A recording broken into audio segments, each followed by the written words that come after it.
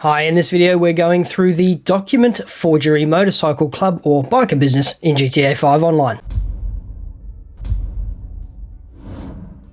Hi and welcome back, my name's Dan and I'm an old grumpy gamer. Grand Theft Auto is a truly massive game. Between GTA 5 and the constant updates from Rockstar for GTA Online, there's no shortage of new content and interesting things to do. Join me then as we look at every business in GTA 5 Online, starting with one of the entry-level ones, the Document Forgery business. Before we dive in, if you're new to the channel, we do how-to guides, news and giveaways, so consider subscribing and ringing the bell to stay up to date. I'm going to be honest with you, the biker businesses in GTA Online are not great solo. They're doable, but you have to watch them like a hawk. And why is that? Well, the sell missions. If you let any of the stock levels go above a quarter, that's just above the first marker, you'll end up delivering multiple lots of product. That's at least 2 vehicles and sometimes up to 10 individual drops. Let it go above half and you'll end up with 3 vehicles and up to 15 drops. And if you let the stock levels go above 3/4, that's 4 vehicles and up to 20 drops. I can tell you from experience, you cannot deliver more than 3 vehicles worth of product. There's just not enough time available in the half hour you get for a sell mission. And there's always a massive risk of having product destroyed while it's left unattended back at base, especially considering this can only be done in a public lobby. If, however, you're willing to put in the work, or you have a group of mates you kick around with in GTA regularly, then you're good to go. Also, despite the claims and statements from others about biker businesses, this is not a truly passive business. Certainly not like the passive components of the arcade, nightclub, or agency. As I mentioned, there are sell missions where you have to carry your goods across the map in public, free roam lobbies. And if you want to make any real money, then you have to do supply missions too, which are basically fetch quests. Now, assuming you haven't switched off the video, let's get into it.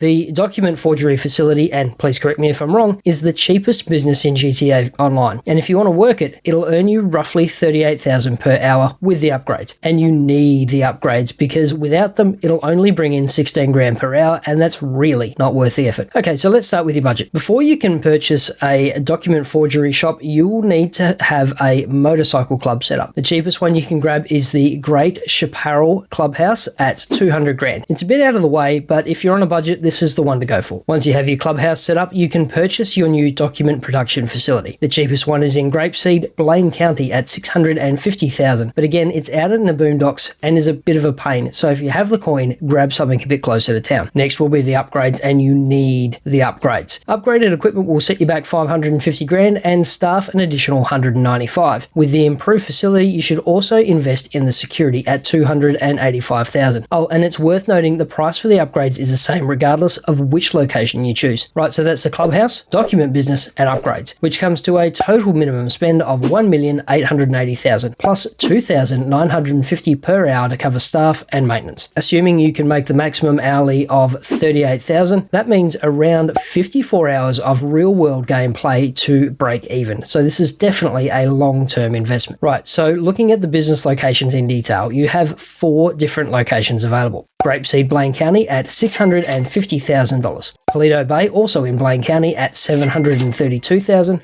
Elysian Island in South Los Santos for $975,000, and finally in Textile City, downtown Los Santos for $1,235,000, which is the one I ended up going for as it's close to my other businesses. Oh, unlike later businesses and facilities, there's no ability to customize the aesthetic of the building. You simply get what you get. Once you've made your purchase, head over to the new facility and head on in. You'll get a quick briefing, and once that's done, head over to the computer. Make sure you're a club president, then sit down and log in. You'll be presented with a single option: setup. Click the setup button and then confirm. You'll immediately be booted back into the lobby, and LJT, or Long John Teabag, will give you a bell. Oh, and there's a working theory that this is actually Lester using a vocoder, and to be honest, I can see it. Okay, so follow the GPS to the waypoint, return your personal vehicle to storage, then jump in the vehicle and head back to the lockup. Once you're there, drive into the Corona and you'll be dropped back into the business facility where you'll get another quick briefing. Once you've had a wander around, head back over to the computer, sit down and log in and head to upgrades. Next, we want to cycle through all of the available upgrades and purchase them. You could skip these, but the business is not nearly as profitable or secure without them, so you really want to grab them. And with that done, you should have a full round of supplies and fully upgraded facility. Head back out and spend some time doing contact missions or maintaining other businesses. And after a while, you can pop back in and see how your operation is running. Rightio, the next thing we need to cover is resupplying your business. That is organizing the materials required to produce your new sellable stock. So there's 2 ways of doing this. You can purchase supplies or you can steal them. Purchasing supplies is pretty straightforward. Head to the PC in your business, sit down, and then click the resupply button. You'll see the cost of the item right here. It's normally about 75 grand, but you can do a partial resupply a bit cheaper. If you have other businesses on the go, purchasing supplies might be the way to go because it leaves you free to manage the other facilities. The other option is to steal supplies. If you go for this one, you'll be booted from the business back into the lobby where you'll get another call detailing what you have to do to collect the supplies. This is normally one of about half a dozen missions, so listen to it carefully. It is important. Once you've completed the sell mission, production will get rolling or continue if you hadn't let everything run out. Okay, so after a while you'll have some stock available, and that means it's time for a sell mission. As mentioned at the start of the video, you have to watch this like a hawk. If you allow the stock to go above the first marker or so, you may end up having to do 2 runs to sell. For the sake of this video though, I'm selling a bit earlier than normal so you can see what goes on. So head back to the business premises, wander over to the PC, sit down, log in, and click sell stock. You'll be presented with 2 sell options, a quicker, cheaper mission or a longer mission that will get you a better price. We always